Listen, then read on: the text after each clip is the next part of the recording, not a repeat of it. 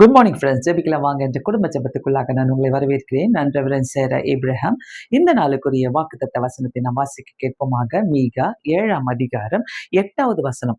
என் சத்ருவே எனக்கு விரோதமாய் சந்தோஷப்படாதே. நான் விழுந்தாலும் எழுந்திருப்பேன். நான் இருளிலே உட்கார்ந்தால் கர்த்தர் எனக்கு வெளிச்சமா இருப்பார். என் சத்ருவே எனக்கு விரோதமாய் நீ சந்தோஷப்படாதே. என்ன ஒரு ஸ்ட்ராங்கான வாசனம் பாருங்க. உலகத்துல சத்ரு இல்லாதவங்க யாருமே கிடையாது.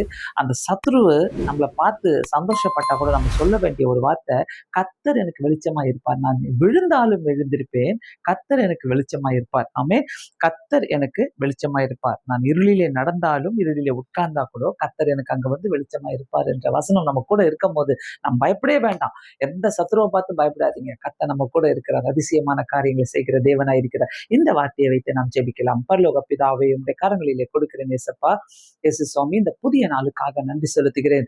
உலகத்துல சத்ருவோடு போராடி கொண்டிருக்கிறவர்கள் நிறைய பேர் இருப்பார்கள் இயேசு சுவாமி. பலவிதமான ஆண்டவரே போராட்டங்கள், வியாதியின் போராட்டங்கள், ஆண்டவரே கடன் பிரச்சனையின் போராட்டங்கள், மனிதர்கள் மூலமாக வருகிற போராட்டங்கள் எல்லாவற்றையும் ஆண்டவரே ஒரே வசனத்துல நீர் முடிச்சு தந்துட்டீங்க ஆண்டவரே. ஏசப்பா, சத்ருவே நான் விழுந்தாலும் எழுந்திருப்பேன்.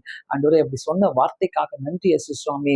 நான் இருளிலே இருந்தா கூட கர்த்தர் எனக்கு வெளிச்சமா இருக்கிறார் என்று சொல்லுகிற மாதிரி ஏசப்பா, நீரே எங்களுடைய வெளிச்சம். இந்த நாளிலே ஒவ்வொரு குடும்பத்துக்கும் ஆண்டவரே நீர் தான் வெளிச்சம் அப்பா. எஸ் சுவாமி, ஆண்டவரே வீணான பிரச்சனைகளோ குழப்பங்களோ எழும்புகிற இந்த நாட்களிலே ஏசப்பா, ஒவ்வொருத்தருக்கும் ஆண்டவரே போதுமானவராக இருங்க. இந்த புதிய வருஷத்துல இயேசு சுவாமி, எல்லாருடைய வாழ்க்கையில கர்த்தர் ஆண்டவரே அந்த இருளை நீக்கி போட்டு, ஆண்டவரே எந்த இருள்ல அவங்க உட்கார்ந்துட்டு இருக்கிறார்களோ சோகமாக, அந்த இருளை எடுத்து போட்டு நீர் வெளிச்சமா இருக்க வேண்டுமா ஜெபிக்கிறேன். ஹாஸ்பிட்டல்ல இருக்கிற ஒவ்வொருத்தரும் கூட நீங்க இருக்க வேண்டுமா ஜெபிக்கிறேன். அந்த வியாதியின் இருளை எடுத்து போடுங்க. கடன் பிரச்சனையின் இருளை எடுத்து போடுங்க.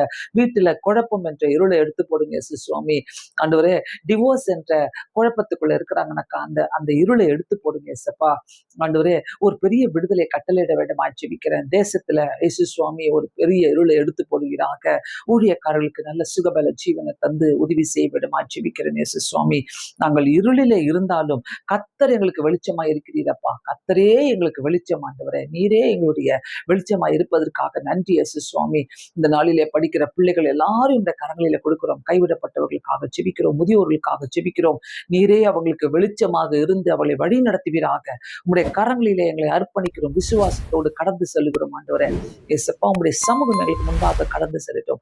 இந்த நாளையும் ஆண்டவரே, எங்களுடைய எண்ணங்களையும் ஆண்டவரே, எங்களுடைய ஒவ்வொரு வார்த்தைகளையும் உம்முடைய கரத்துல நாங்கள் கொடுக்கிறோம். நாங்க என்ன செய்யணும், எங்க போகணும், என்ன பண்ணணும் என்பதை எங்களுக்கு நீ வழிகாட்ட விடமா ஜெபிக்கிறேன். எங்க கரங்களை பிடித்துக் கொள்ளுங்க. இயேசுவின் நாமத்தினாலே வேண்டிக் கொள்கிறேன் பிதாவே, ஆமென். கண்டிப்பாக கர்த்தர் உங்களுக்கு வெளிச்சமாக இந்த நாளிலே வழி நடத்த வல்லவராய் இருக்கிறார்.